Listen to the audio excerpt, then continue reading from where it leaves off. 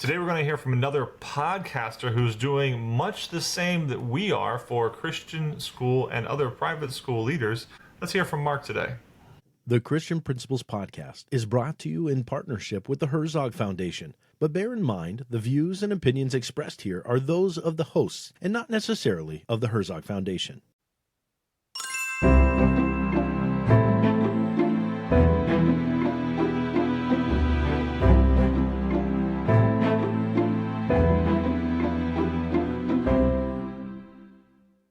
Welcome to the Christian Principles Podcast. I'm Matt George. And I'm Mark Zockoll, and today we get to confuse ourselves by having a second Mark with us in the chat. Mark Minkus. He is a former Christian school administrator. And there's no former. If you've done it, you're a Christian school administrator. It is what it is. If you've sweated those bullets, you walk with brothers and sisters for the rest of your life. He is also, as we're going to come to find out, a fellow podcast host. So, Mark, thank you for coming on today with us.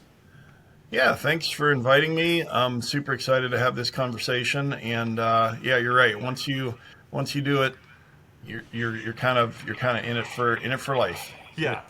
People are going to talk to you about it. People are going to cry to you about it. People are going to ask you questions all about it, I'm sure. But we've said from the start, we felt as though we were filling a niche in Christian education for Christian school principals, administrators, heads of schools, because otherwise, podcasts like this just were not focused at us. And so I continue to go and look and see if somebody else has come up with this idea.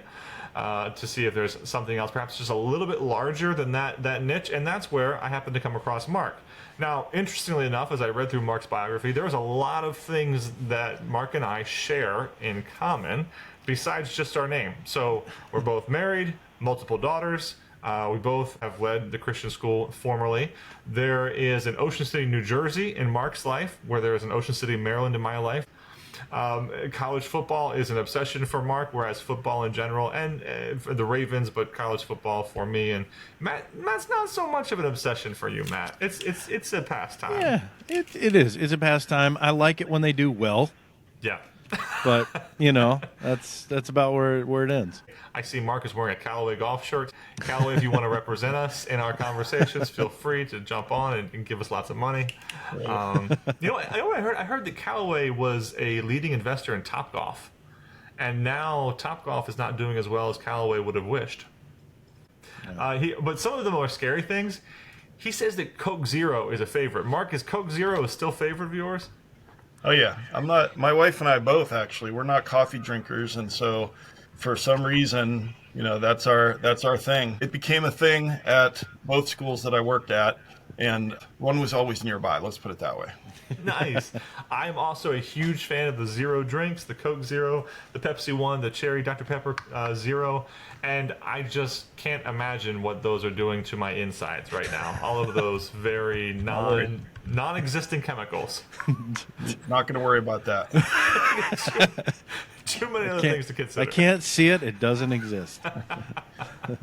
But of course, like I've noted before, he is the podcast host of the Private School Leader podcast. Mark, tell us more about the Private School Leader podcast.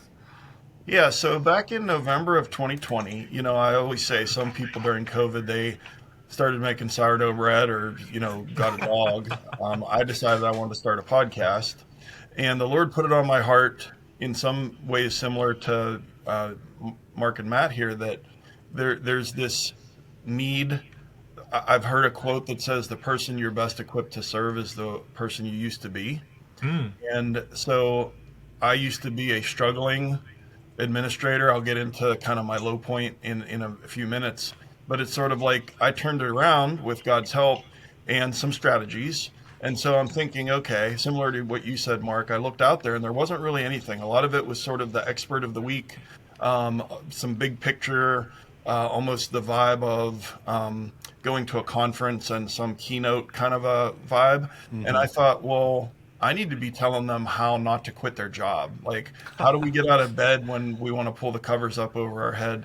What do we do when the parent that's screaming at us, their last name is above the gym door because they're the donor? Those kinds of practical things.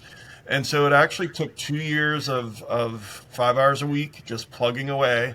And then in October of 22 was the first episode, and now we're up to over 135 episodes. And what I underestimated, quite frankly, was the need. The response has been like man, I needed this. I didn't know anything like this existed, and apparently it didn't. And now the podcast is downloaded in 66 countries in all 50 states. And it's pretty cool when you think of, I think of it this way. My impact used to be 300 kids and a 7-acre campus, and now it's just equipping private school leaders all over the world to go and do this work. Praise the Lord. Wow, that's awesome. Tell us any other stats you want to throw out about your podcast right now. You said 66 countries, all 50 states, and you've been doing it for how long? So October 22 was the first episode. I do one a week. Okay, one a week. And they drop Saturday mornings. It's on Apple. It's on, Spotify, those places. Get about 1,000 downloads a week, and just honestly get a lot of feedback, mail. I know we'll talk a little bit later about Thrive Academy, just trying to find ways to do one-to-many with putting that help out there that is very, very practical, but also actually doable. Because if it feels like a New Year's Day resolution or a quitting smoking cold turkey kind of a leap, no one's going to do it. But if it feels like, oh, wait, I could do that strategy and then multiply it by time, sort of the James Clear Atomic Habits mindset, that maybe I can see the difference. And then when people get some help from it, then they just keep listening. So that's kind of how the thing has grown. Now, maybe you have a good handle on this, maybe you don't. Do you have a thought as to how many of your listeners are Christian school leaders versus are just secular private school leaders? Yeah, I would say that, so one of the ways to know that number is so I do one-on-one coaching. So of my coaching clients, about 85% work at a religious school or a Christian school in particular. So Catholic schools, Episcopal schools, non-denominational Christian schools, or church schools. So like attracts like, and I while I'm not overtly Christian on the podcast, I think that it's pretty clear that I'm a person of faith. And so then, and then based on the feedback that I get, the name of the school of people who would buy Thrive Academy or buy Parent Academy, I'm guessing that it's around 75-80% are Christian schools, religious schools that are listening. Okay, awesome. Well, thank you so much. Well, I'm continuing to be blown away, even as on our podcast, of how many people are looking for this assistance. And we were just talking to another administrator who's putting it out there, and I'm really thankful for guys like you, Mark, that see this need, because we felt it. We all feel the need, and I know in our questions that we're going to throw at you, this is definitely going to be coming up, and we'll get into it. So I'm Mark Zockoll. Just so you know, I got my pen and I'm in that audience mode right now. Like I'm ready to soak it all up. Let's take some Let's notes. go. And who Matt was referring to was Mr. Alan Hodak of the Minnesota Association of Christian Schools and his boot camp, his 2-day boot camp. So if we can get you hooked up with Mr. Alan Hodak and his 2-day boot camp for you, especially starting principles, we'd love to do that. Let us know. Send us the email.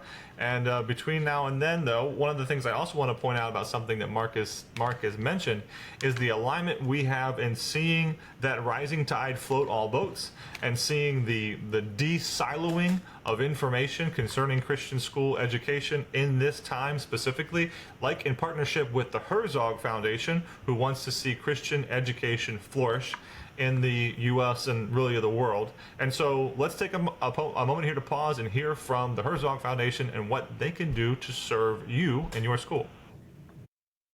Are you ready to take your school's mission to the next level? This summer, the Herzog Foundation Institute invites Christian school administrators like you to join the transformative workshops designed to equip, inspire, and empower you for the coming school year. Why should you attend? Learn from top Christian education leaders, network with passionate peers from across the nation, gain practical strategies to strengthen your school's impact. Workshop locations vary throughout the year, but this summer and specifically in the month of July, you can find workshops in Dallas, Texas, Nashville, Tennessee, Kansas City, Missouri. Spots are limited and filling fast. Visit herzogfoundation.com/institute to view workshop details and secure your seat today. Remember, it's free. Just get yourself there. Don't miss this opportunity to renew your vision, sharpen your skills, and lead your school with confidence. The future of Christian education starts with you. Sign up for a Herzog Foundation Institute summer workshop now. All right, Mark, many of our listeners are carrying invisible burdens. I mean, it almost seems like they're visible because we all can easily see, the stresses, the anxieties, just exhaustion, or as we like to say on our podcast, the B word, that we don't say. We Don't say it. don't ever get it to the point of extreme exhaustion. But what were the early warning signs of serious stress within your own life as a head of school, and then what do you wish you'd responded to sooner? Right. So thank you for that question. I think that private school leaders, Christian school leaders in particular, that we are flying down a highway and there's all kinds of signs, bridge out, icy road, every street sign you can think of that's warning, and we just mash the gas. And we just figure everything will be okay. Like me and Mark with our mindset about Coke Zero. I don't think that's medically sound, but it's I don't think so either. And so But that's it why tastes good going down. it does. It does. It keeps me awake.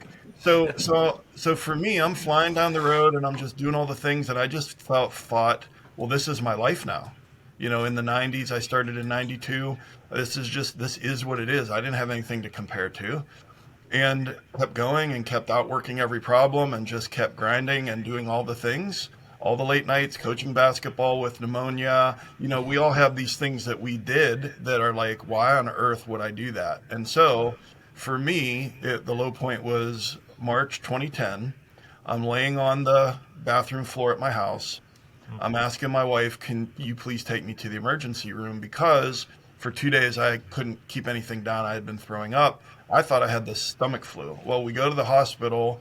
Lo and behold, I have 4 ulcers, 3 in my stomach, 1 in my esophagus.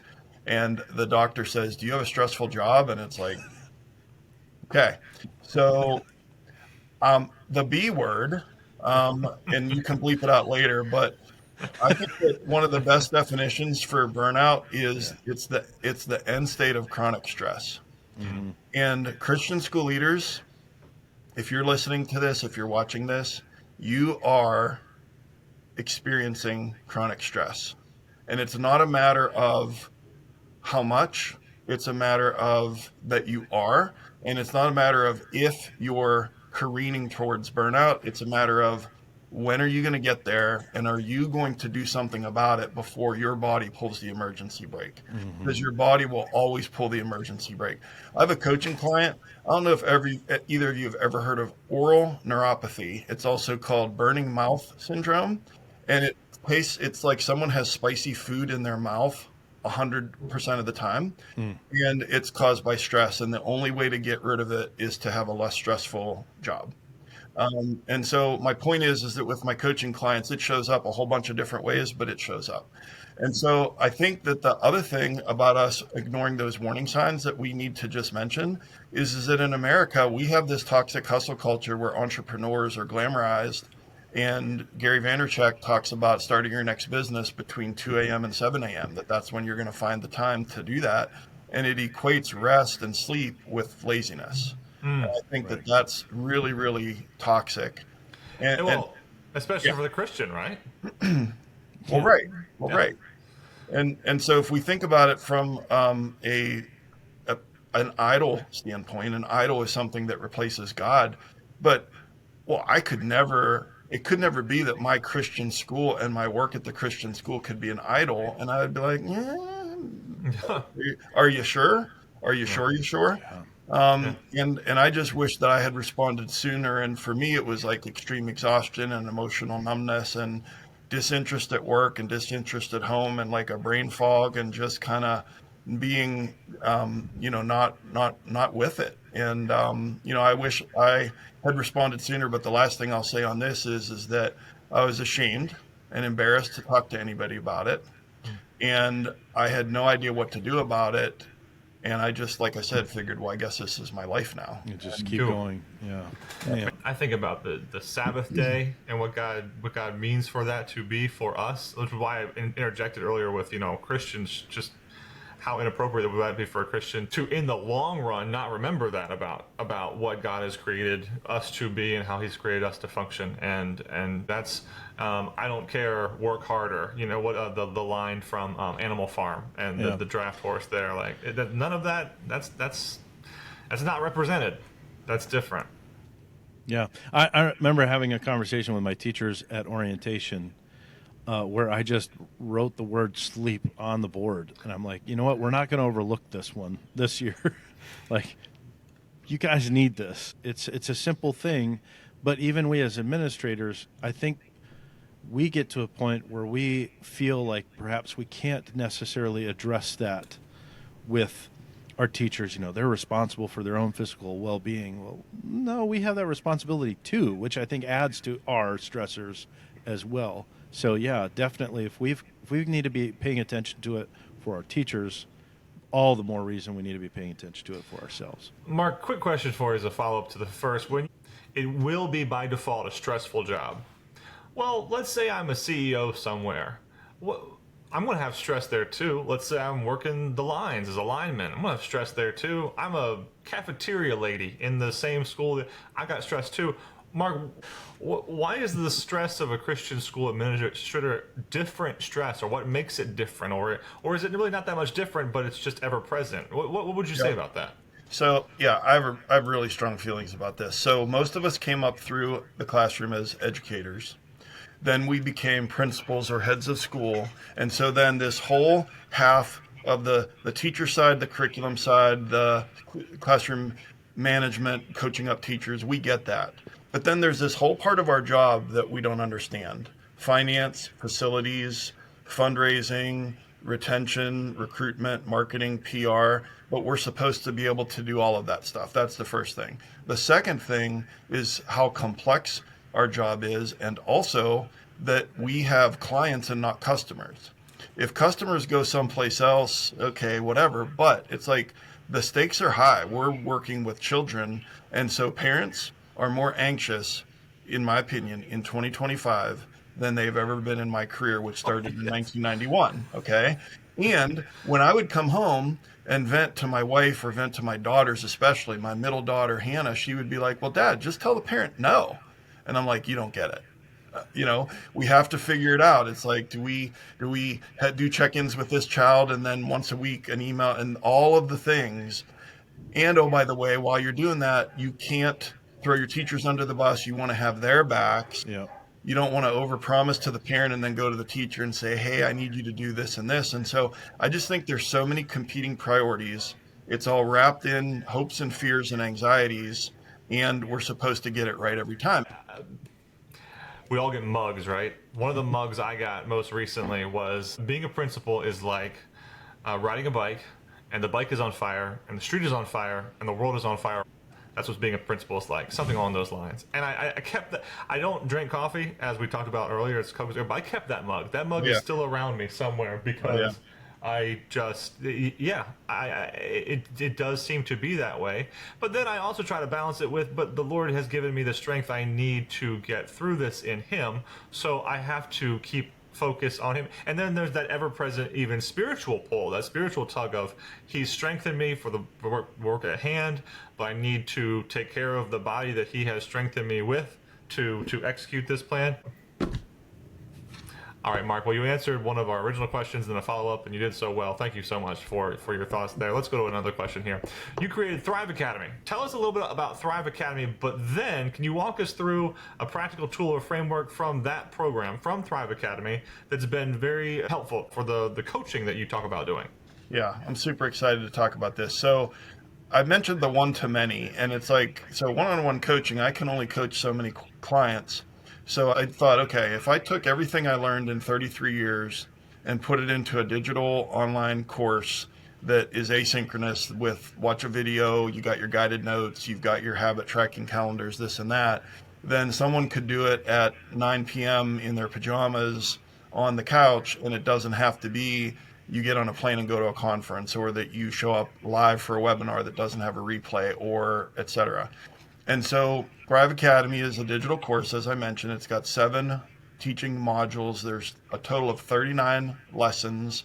and the video content adds up to about 9 hours of content, but it's broken down into about 15 to 20 minute lessons. So it's kind of one of those books you can pick up and put down. That was my goal. And so what I really think about the most, when I think about the most important thing that you can learn, and Mark, I'm really glad that you used the word framework in your question. What framework inside Thrive Academy can help? Because here's what's going on with private school leaders, with Christian school leaders. They have intentions, they have desires to like make it better, or to be more organized, or to be less stressed, but they don't have a framework. They don't have a plan. And so then they're just grasping, and then they just show up for work the next day, and we run it back and we run it back. And then all of a sudden we've been doing it for 20 years the same way.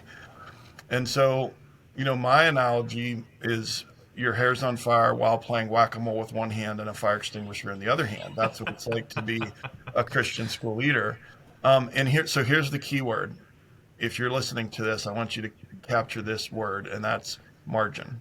You have no margin in your life as a Christian school leader, and you need to create margin. And you're like, well, yeah, that's great. Okay, well, I'm going to give you the framework, because the key, in my opinion, the most opportunity is in your email inbox. Our relationship with our email inbox, about 90% of us, is absolute worst practice when it comes to productivity and time management. And so I would say two big things that I want to say about your email inbox. Number one, your email inbox is where productivity goes to die. That's a fact. And number two, ready? You guys ready? You got your seatbelts on? Got my pen. I already believe number one, so go ahead. Okay. Your email inbox is a chronological list of everyone else's priorities. Your email inbox is a chronological list of everyone else's priorities. Yeah. Here's the thing. The reason that we're addicted to our email inbox is that our brain is conspiring against us, because it's called the productivity trap. So I want you to think about this. You're out and about in your school. You're solving problems. You're interacting with people. You're checking on this teacher. Parent pops into the lobby, blah, blah, blah, all the things. And you're gone for 40 minutes. You come back, you plop down at your desk, a little bit of decision fatigue, little physical fatigue. You've spent some emotional energy, and you've got some cognitive load that's going on there. And your brain is screaming for a dopamine hit. And the way you can get dopamine is to feel productive. And so 95% of school leaders open up their email inbox and start going through a few emails. Does that sound right?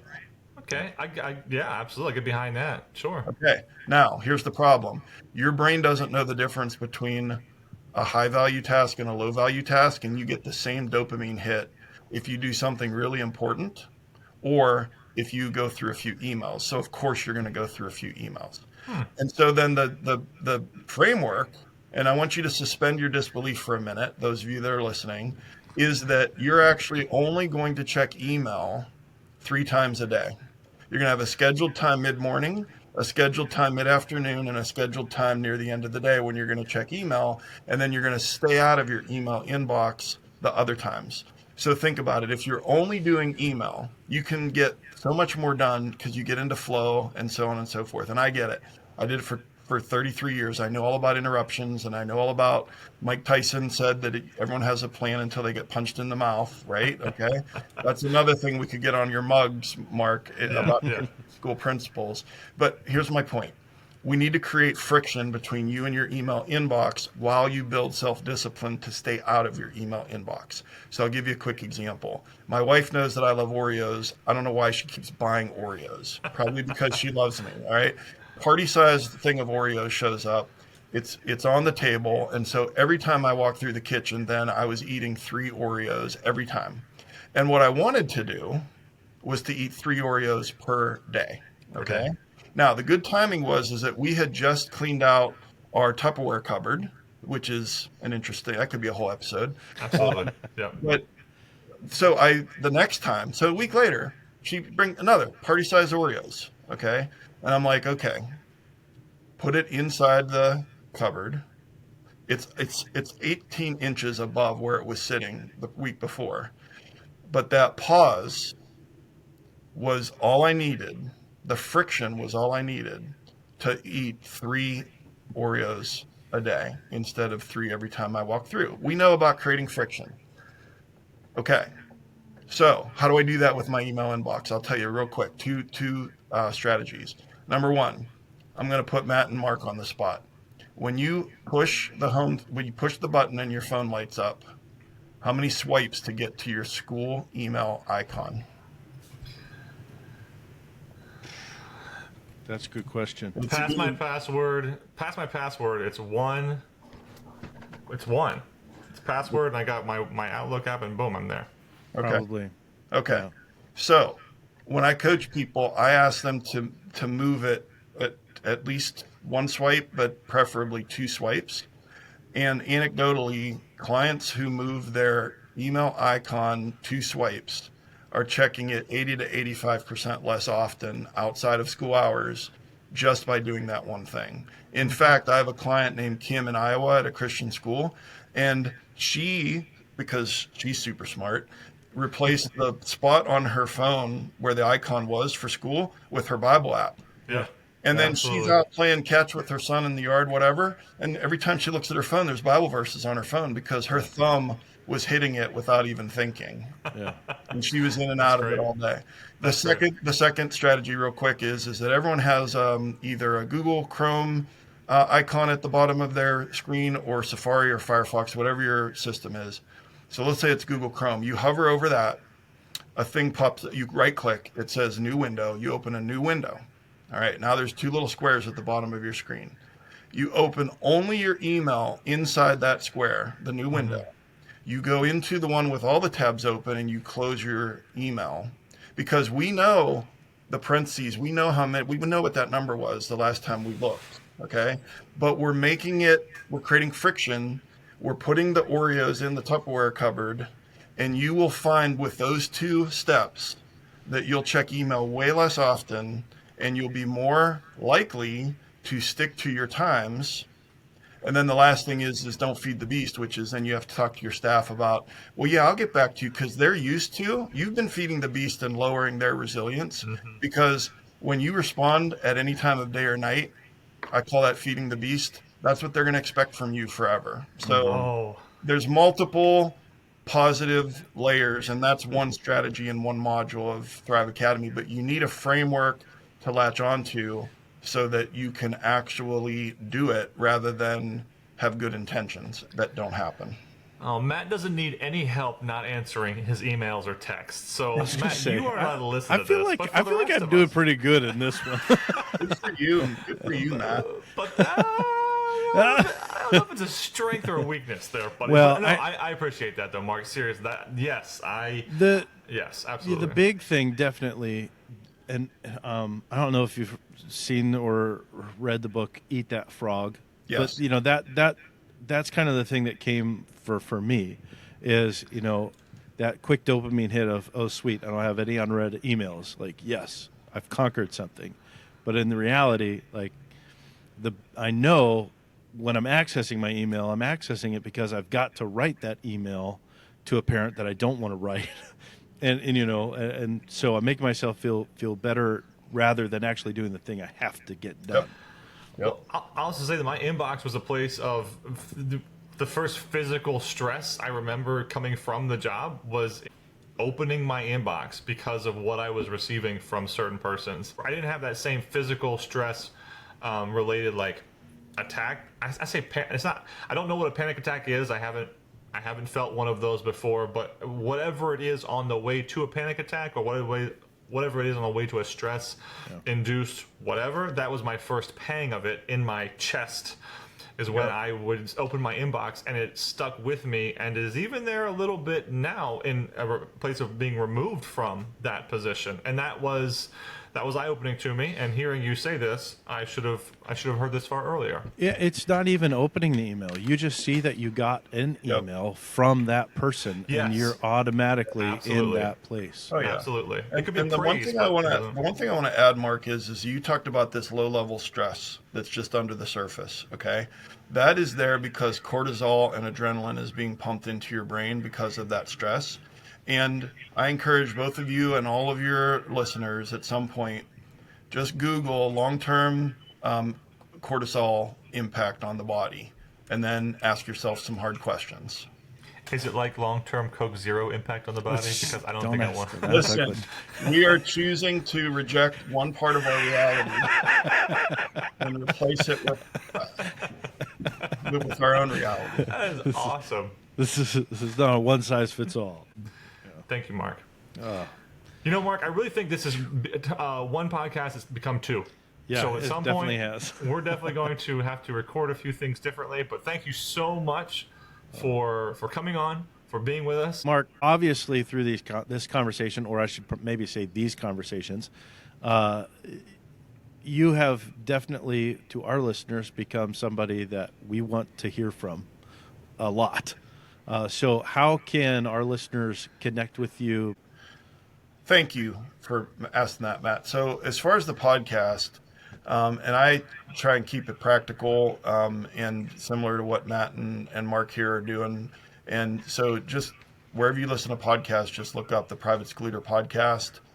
Tried to keep it real simple, like snakes on a plane. You know, it's like the Private School Leader podcast. That there it is. That's right.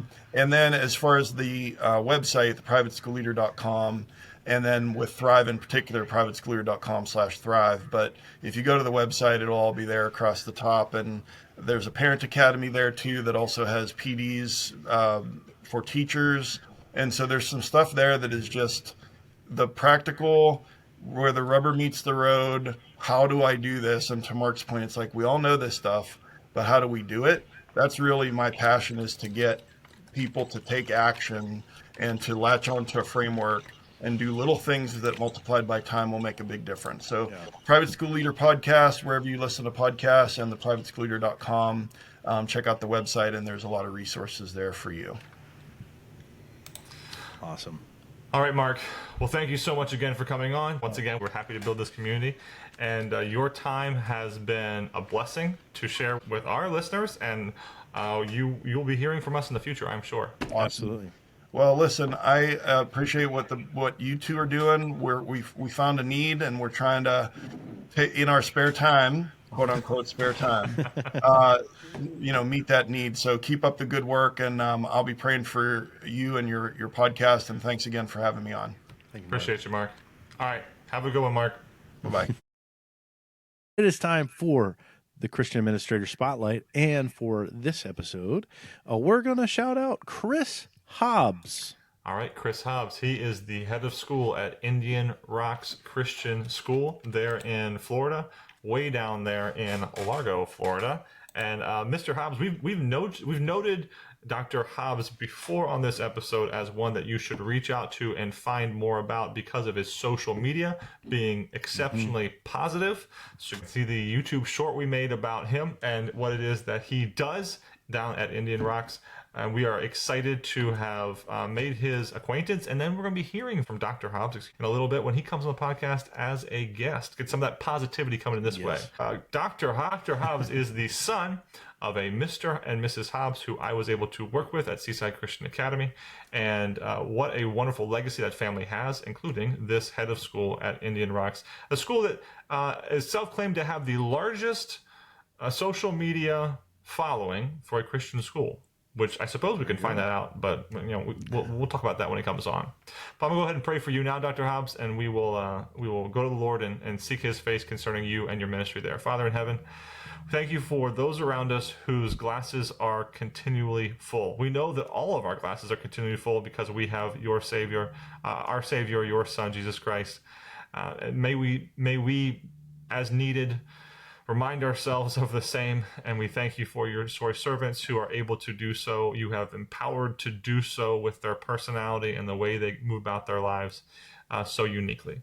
We love you for it. We thank you for him. Bless his ministry there at Indian Rocks. Amen. Amen. And that's going to do it for this first part, but you definitely want to stick around for the next part with our conversation with Mark Minkus. All right. Thanks for growing with us today.